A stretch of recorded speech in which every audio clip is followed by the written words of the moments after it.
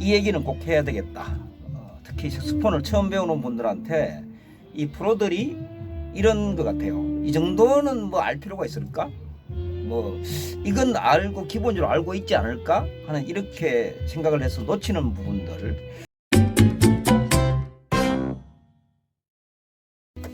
안녕하십니까. 색마여, 색소폰 마스터 예정입니다. 제가 요즘 이 색소폰을 23년 만에 다시 수업을 받고 소리 훈련을 하고 이렇게 하다 보니까 색소폰에 대해서 처음부터 이 원리가 도대체 뭐였을까, 제대로 제가 지금 내가 스스로 색소폰을 알고 지금 하고 있는가 이런 생각을 하고 공부를 새로 하다 보니까 참 이 색소폰을 이렇게 좀 미리 알고 있더라면 훨씬 더 재미있게 접근하고 색소폰을 조금 더 자주 잡고 싶었겠다라는 생각이 들어서 이 얘기는 꼭 해야 되겠다. 특히 색소폰을 처음 배우는 분들한테 이 프로들이 이런 것 같아요. 이 정도는 뭐 알 필요가 있을까? 뭐 이건 알고 기본적으로 알고 있지 않을까 하는 이렇게 생각을 해서 놓치는 부분들, 이런 게 참 제가 보니까 초보한테는 갈증이 있는 부분이 굉장히 많다 이런 생각이 들어서 앞으로 제가 이 색소폰에 대해서 공부하는 것들, 이 하는 것들을 좀 같이 나누면 좋겠다는 생각이 들었습니다. 그래서 제가 정말 생기초부터 다시 한번 제가 색소폰을 하나하나 좀 스스로 배워나가는 학습 과정을 여러분들과 같이 하고 싶었습니다. 뭐 전 디에고 선생님께 배우는 뭐 소리와 여러 가지 색소폰 주법에 대해서는 또 전 디에고 선생님과의 그 재밌는 수업 시간을 끌고 나갈 것이고, 이건 제 혼자 순수 독학으로 색소폰의 원리 뭐 이런 거에 대해서 그러니까 철저하게 저도 공부를 해 나가기 때문에 아마도 틀리는 게 없도록 철저하게 자료 조사도 하고 뭐 이렇게 하지만, 아마도 또 틀린 게 나올 수 있으면 또 색소폰을 미리 또 공부를 하고, 또 저보다 훨씬 많이 아시는 분들이 정말 또 많이 계시기 때문에 그분들이 오셔서 이건 틀렸다 이렇게 지적을 해주시면 또 수정을 하고 저도 공부를 하도록 하겠습니다. 제가 가장 먼저 이 색소폰에 대해서 첫 얘기를 열면서 무슨 얘기부터 시작을 할까 이러다가 이 색소폰이 도대체 어떻게 구성이 되어 있나가 좀 중요할 것 같다라는 생각이 들었습니다. 그래서 색소폰을 하나하나 색소폰이 사실 부르기 전에 우리는 조립을 하고 있잖아요, 그죠? 뭐 가방을 열고 몸체를 꺼내고 거기다가 또 몸체 안에 들어있는, 가방 안에 들어있는 넥을 갖다 붙이고, 또 거기다가 또 마우스 그리고 또 리더, 또 여기다가 또 리가츠라고 해서 이걸 갖다 붙이고 난 다음에 결국은 다 이 뭐죠, 그 애들 로봇 하듯이 합체하고 난 다음에 이제 소리를 내게 되는데, 왜 꼭 이렇게 합체를 해야 될까 하는 생각을 하기도 하고, 가장 기본적으로 생각을 좀 하기로 했습니다. 그래서 제일 먼저 이 얘기를 좀 끄집어내 봐야 되겠다. 색소폰은 어떻게 구성되어 있는가를 생각을 좀 하게 됐습니다. 물론 뭐 종류가 무엇인가 이런 부분도 있겠지만, 우선 어떻게 구성되어 있나를 보니까 제가 부르는 이 알토 색소폰을 기초로 생각을 해봤습니다.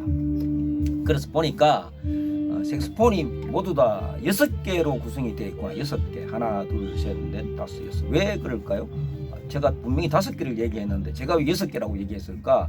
이게 제 나름대로의 구분입니다. 어느 이론에 있는 것도 아니고 제가 생각을 해봤습니다. 몇 개일까 해보니까, 어떻게 구분을 할까 해보니까 몸통, 바디라고 하죠. 이 바디를 우리는 맨 먼저 끄집어내고 가장 소중하게 생각을 합니다. 사실 소중하게 생각을 하고 바디.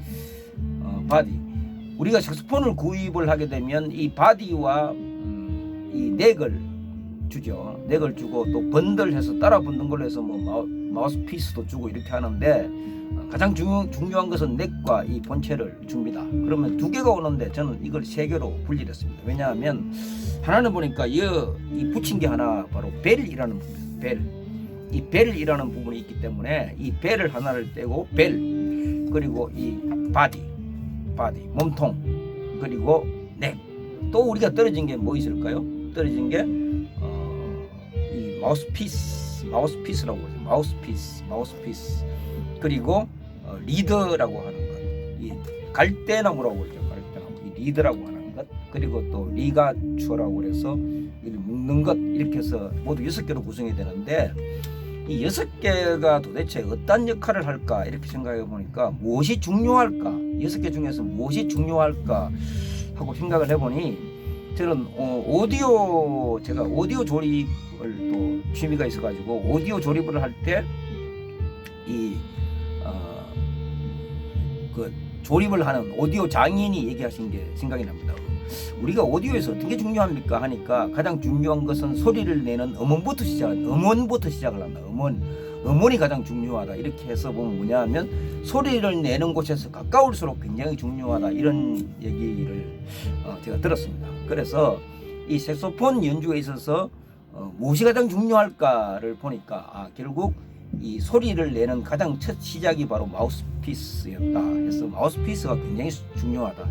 그래서 이 입에서 가까운 것으로부터 제가 얘기를 좀 하도록 하겠습니다. 우리가 왜 입이 중요하냐 입이 사실은 고급이라야 음악도 고급이 나오잖아요, 그죠? 아무리 색소폰에 좋은 기계를 준다 하더라도 입이 색소폰을 운용할 수 있는 능력이 없으면 이 색소폰은 훌륭한 소리를 못 내지 않습니까? 그래서 또 반대로 아무리 중국산 저가 30만 원, 20만 원에 불과한 그런 저가의 악기를 준다 하더라도 입이 고급인 그런 프로 연주자에게는 이 중국산 허접한 20만 원, 30만 원짜리 중국산도 화려한 소리를 낼 수 있는 거와 마찬가지입니다. 그래서 이 마우스피스가 어떤 역할을 하느냐를 보면 사실은 이 마우스피스가 소리의 아주 출발점이다. 굉장히 이 소리의 출발점이다. 이렇게 하잖아요, 그죠? 근데 이제 이 마우스피스가 출발점인데, 여러분 이 마우스피스 많이 들고 계시죠? 저는 2개를 들고 있습니다. 들고 있는데 이게 재질, 여러분 어떤 재질을 들고 계신가요? 보면 마우스피스는 주로 하드러버 해서 이게 고무를 단단하게 만든 것, 그래서 이 하드러버가 있고, 또 보면 메탈이라고 해서 여러분 또 황동이라고 그러나요? 황동 이렇게 해서 황동 같은 거로 제작한 그런 것도 있고, 금속이죠, 금속. 그리고 또 보면 실제 저가의 악기에서는 이 하드러버를 쓰지 않고 플라스틱을 쓰는 경우도 있습니다. 야마 같은 경우에도 플라스틱이 있는 것으로 제가 알고 있는데, 이렇게 만들어서 이 소리를 내는 건데, 이게 왜 중요하면 이 마우스피스가 색소폰의 모든 톤과 어떤 음의 품질을 결정한다고 되어 있습니다. 음의 톤과 품질을 결정한다. 저도 지금 이 공부를 하기 때문에 메모를 제가 잘 해왔습니다. 메모를 해가지고 이걸 보면서 얘기를 하겠습니다. 그래서 이 마우스피스가 그래서 굉장히 많은 이 톤과 이 음질을 결정하기 때문에 어떤 사람에 따라서 이 폐활량이 좋냐 안 좋냐, 그다음 오래 불렀냐 물느냐에 따라서 이 마우스피스도 여러 가지 종류가 있습니다. 이것도 제가 하나하나 앞으로 이제 풀어 나가도록 하겠습니다. 사실 이 마우스피스만 하더라도 수십 시간의 이 설명이 필요한 그 정도의 이게 그렇게 중요한 걸 저는 이 공부를 하면서 알았습니다. 쉽게 그냥 툭 잡아서 나오는 게 아니고 이거 하나도 굉장한 연구가 필요하고, 이거 하나도 자기 자신들의 음색이나 취향 이런 역량에 따라 가지고 굉장히 달라진다는 것을 저는 이제 조금씩 알게 됐고, 이걸 미리 알았으면 제가 조금 더 잘 볼 수 있었을 것 같아요. 재미도 더 있었고, 그래서 이런 연구를 이제 하게 됐습니다. 그래서 앞으로 이 마우스피스에 대해서 얘기를 많이 할 것 같고, 두 번째는 이제 우리가 말하는 이 리드가 있는데, 리드와 이렇게 묶어주는 리가초라고 있잖아요. 리가초 아시죠? 저는 이게 우드스톤을 쓰고 있고, 이건 우드스톤이 아니고 국산인 것 같아요.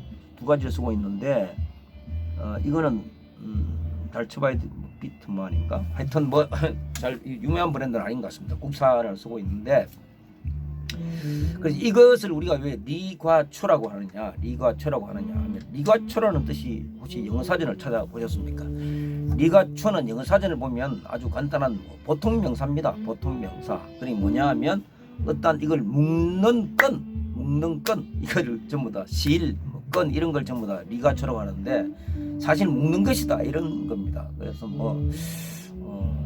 이건 뭐라고 얘기를 해야 되나, 테이프 같은 역량이죠, 전부 역할이죠, 그죠? 이걸 리가초가 있는데, 단지 이제 이 리가초가 어떻게 리드를 마우스피스와 잘 정교하게 잘 잡아주느냐, 리과초에 따라서 이 떨림하고에 굉장히 영향을 많이 준다 이렇게 되어 있습니다. 그래서 리과초도 뭐 비싼 게 있고 싼 게 있고 이런가 봅니다. 크게 뭐 영향은 없다고 얘기를 하는 분들도 계시지만 이 리과초도 그래서 또 색소폰의 핵심적인 하나의 또 부품으로 들어간다 하는 게 있습니다. 그래서 이걸 어떻게 또 어떤 리과초를 쓰냐에 따라서 음색도 달라진다고 얘기하는 분들도 계시기 때문에, 그리고 난 다음에 이제 우리가 또 아주 요즘 여러분들 이거는 뭐 돈이 상당히 많이 들어가는 소모품 중에 하나가 바로 리드죠.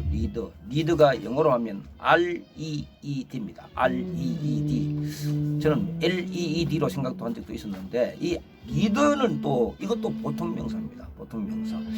리드가 뭐냐 하면 바로 갈대를 합니다. 갈대. 우리가 대나무 하면 이게 바로 갈대. 그리고 리드는 곧 갈대를 의미하는 건데, 그래서 리드인데 요즘은 이 리드가 이 갈대만으로 만드는 게 아니고 이제는 합성 피혁해서 우리가 보면 플라스틱 비슷하게 이렇게 해서 나오는 것도 있고 한데, 이 리드도 굉장히 사실은 중요하죠. 종류도 무지 많고 브랜드도 많고 또 호수도 많고.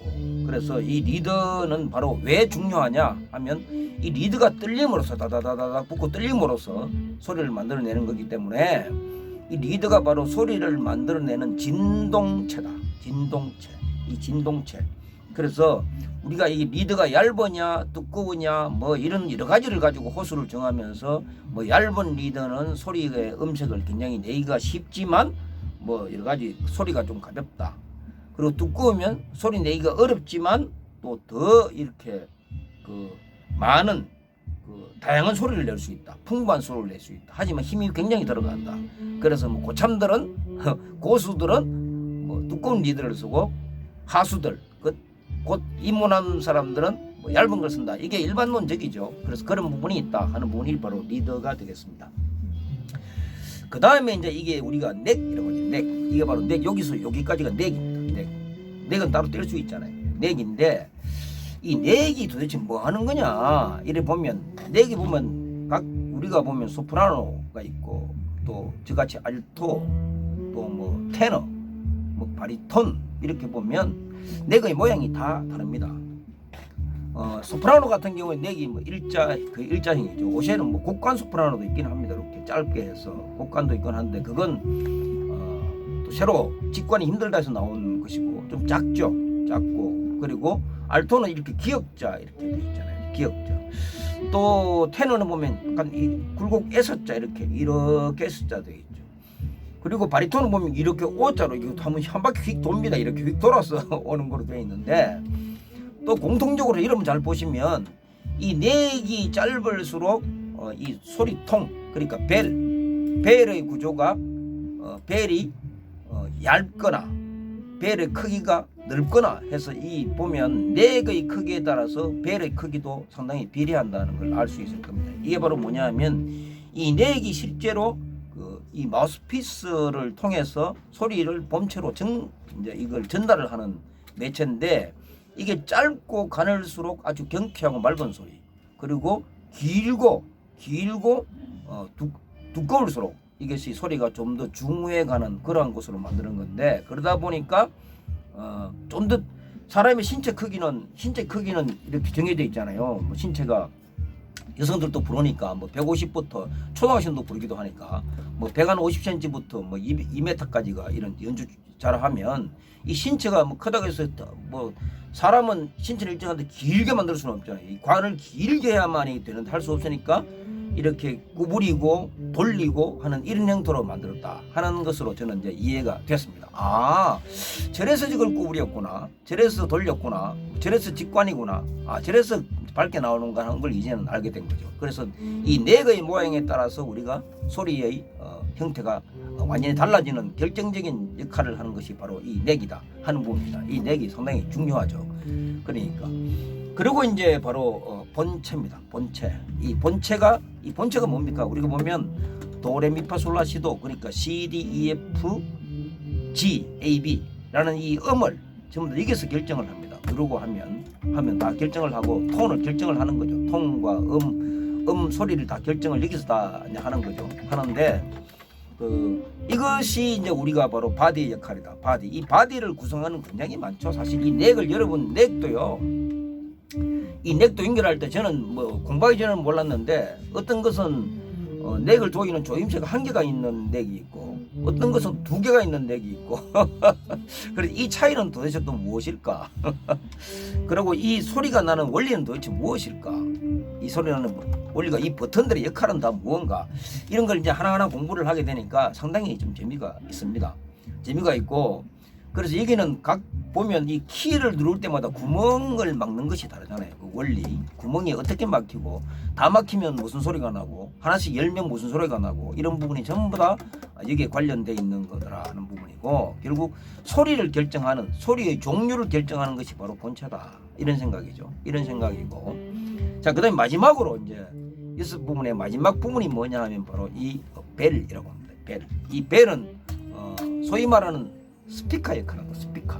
스피커 정폭을 시켜서 소리를 좀 더 적게 우리가 여기서 마우스만 가지고 딱 불렀을 때 소리하고 마우스만 가지고 삑 했을 때 소리하고 거기다가 마우스만 가지고 부를 때 힘드세요? 안 힘드세요? 굉장히 힘이 들잖아요. 힘이 왜 들까?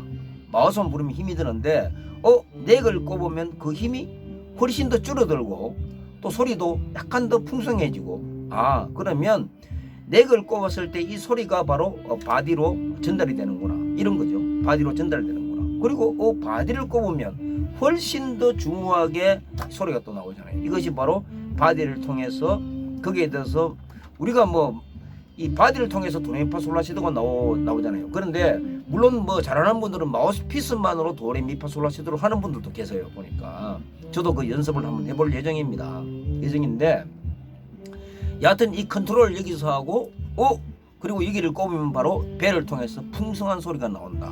이게 이 색소폰의 6가지 그 구조가 합체돼서 나오는 소리의 향연이 이제 시작이 됩니다. 네, 어떻습니까? 제가 이 초보가 하는 공부를 초보께 전달을 드리려 하다 보니까 여러 가지 놓치는 부분도 많고 할 겁니다. 하지만 앞으로 이 회수를 계속 진행하다 보면 아마 재밌는 얘기가 나올 것이고 앞으로 이어서 가장 핵심인 이 마우스피스를 가지고 제가 공부를 미리 좀 했는데 이게 엄청난 공부를 하게 됩니다. 그리고 참 재미가 있습니다. 다음 시간 기대해 주시기 바랍니다. 고맙습니다.